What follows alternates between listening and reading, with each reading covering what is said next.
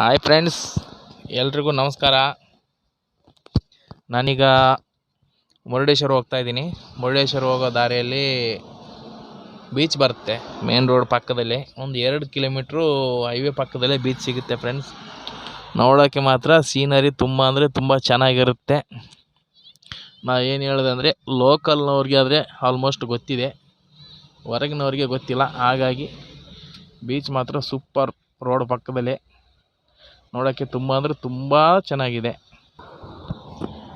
ನೋಡ್ಬೋದು ಫ್ರೆಂಡ್ಸ್, ಇದು ರೋಡ್ ಪಕ್ಕದಲ್ಲಿ ಮೇನ್ ರೋಡ್ ಹೈವೇ. ಇದು ಯಾವ ರೋಡ್ ಅಂದರೆ, ಈ ಕಡೆ ಕನ್ಯಾಕುಮಾರಿ ಮತ್ತು ಈ ಕಡೆ ಗೋವಾ ಮಧ್ಯದಲ್ಲಿ ಇದು ಸಿಗುತ್ತೆ. ಇದು ಒಂದು ಮರವಂತೆ ಅಂತ ಬೀಚ್ ಹೆಸರು, ಮರವಂತೆ ಬೀಚ್ ಅಂತ. ರೋಡ್ ಪಕ್ಕದಲ್ಲಿ ತುಂಬ ಚೆನ್ನಾಗಿದೆ ಫ್ರೆಂಡ್ಸ್, ನೋಡ್ಬೋದು ನೀವು.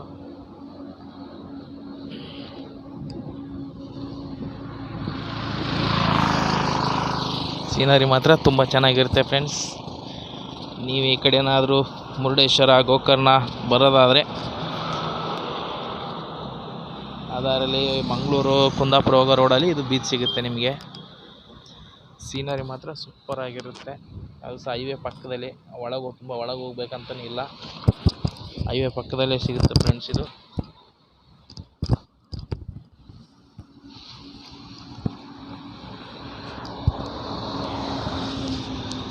ಭಾರಿ ಮಸ್ತಾಗಿದೆ ಬೀಚು.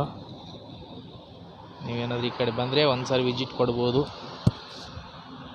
ನೋಡಿ, ಇಲ್ಲಿಂದ 2 ಕಿಲೋಮೀಟ್ರ್, ಟೋಟಲ್ 2 ಕಿಲೋಮೀಟ್ರ್ ರೋಡ್ ಪಕ್ಕದಲ್ಲಿ ಬೀಚು. 2 ಕಿಲೋಮೀಟ್ರ್, ಫುಲ್ 2 ಕಿಲೋಮೀಟ್ರು ಬೀಚೇ ಸಿಗುತ್ತೆ ಹೈವೇ ಪಕ್ಕದಲ್ಲಿ.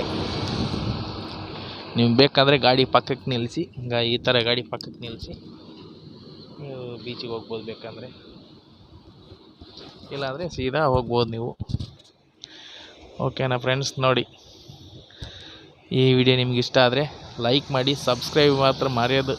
ಸಬ್ಸ್ಕ್ರೈಬ್ ಮಾಡೋದು ಮಾತ್ರ ತಪ್ಪದೆ ಮರೆಯದೆ ಮಾಡಿ. ಓಕೆನಾ ಫ್ರೆಂಡ್ಸ್? Thank you.